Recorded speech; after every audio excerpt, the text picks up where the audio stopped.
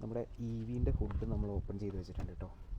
അപ്പോൾ ഈ കാണുന്നതാണ് നമ്മുടെ EVക്കകത്തുള്ള കോമ്പോണൻസ്, കൺവെർട്ടർ, അതുപോലെ അഡീഷണൽ ബാറ്ററി, നമ്മുടെ ലൈറ്റിനും കാര്യങ്ങൾക്കും ഇൻഡിക്കേറ്ററിനും അതുപോലെ ഉള്ളിൽ ചാർജിങ് അങ്ങനത്തെ കാര്യങ്ങൾക്കൊക്കെ വേണ്ടിയിട്ട് ഒരു അഡീഷണൽ ബാറ്ററി, പിന്നെ അതിൻ്റെ ഈ കൺട്രോളിൻ്റെ താഴെയാണ് മോട്ടറും കാര്യങ്ങളൊക്കെ വരുന്നത് കേട്ടോ. അപ്പോൾ ഞാൻ ഇന്ന് ഈ വീഡിയോ എടുക്കുന്നതെന്ന് പറഞ്ഞാൽ ഇതൊന്നും പറയാനല്ല.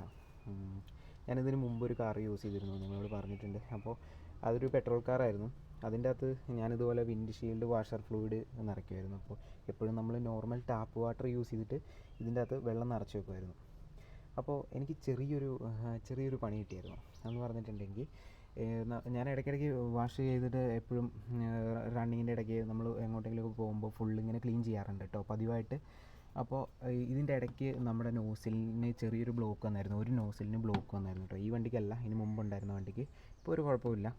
അപ്പോൾ അത് എന്തുകൊണ്ടാണെന്ന് വെച്ചിട്ടുണ്ടെങ്കിൽ, നിങ്ങൾ ഇപ്പോൾ ഈ ഹുഡ് തുറന്നപ്പോൾ തന്നെ നിങ്ങൾക്ക് ഈ വെള്ളപ്പൊടി ഉണ്ടോ, ഇതൊക്കെ എന്ന് പറഞ്ഞിട്ടുണ്ടെങ്കിൽ ഹാർഡ് വാട്ടർ സ്റ്റെയിൻസ് ആണ്, ചെറിയ പാറപ്പൊടീൻ്റെ തരികളാണ് കേട്ടോ.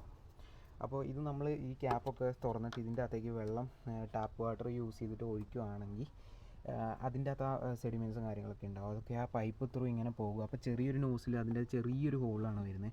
അപ്പോൾ അവിടെ എന്ത് ചെയ്യും, ഈ സെഡിമെൻസ് ഒക്കെ കൂടിയിട്ട് ഇങ്ങനെ ബ്ലോക്കായിട്ട് പിന്നെ വെള്ളം വരാതാവും.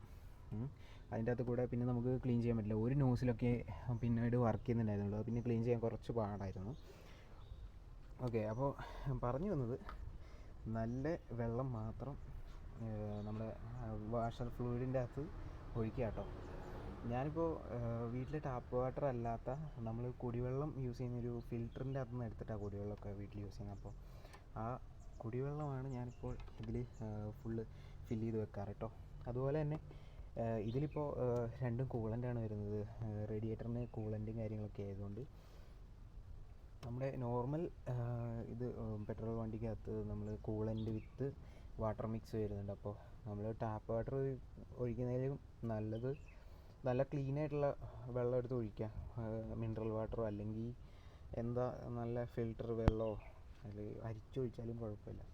ഓക്കെ, അപ്പോൾ കാരണം ഇപ്പോൾ ബ്ലഡ് പോലെയാണ് ഈ ശരിക്കും പറഞ്ഞിട്ടുണ്ടെങ്കിൽ, അതായത് നമ്മുടെ ഹാർട്ടിൽ പമ്പ് ചെയ്യുന്ന ബ്ലഡ് പോലെയാണ് ശരിക്കും ഈ എൻജിൻ്റെ ഉള്ളിലേക്കൊക്കെ പോയിട്ട്. പെട്രോൾ വണ്ടിയിലിട്ടോ, ഇത് EV ആണ്.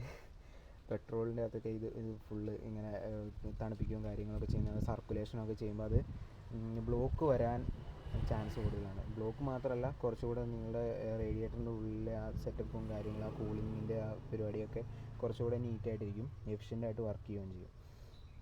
അപ്പോൾ കുറച്ചുകൂടെ ക്ലീൻ വാട്ടർ തന്നെ എപ്പോഴും യൂസ് ചെയ്യാൻ ശ്രമിക്കുക. അപ്പോൾ അത്രയൊക്കെ ഉള്ളൂ കേട്ടോ ഇന്നത്തെ വീഡിയോ. ചെറിയൊരു വീഡിയോ ആയിരുന്നു. അപ്പോൾ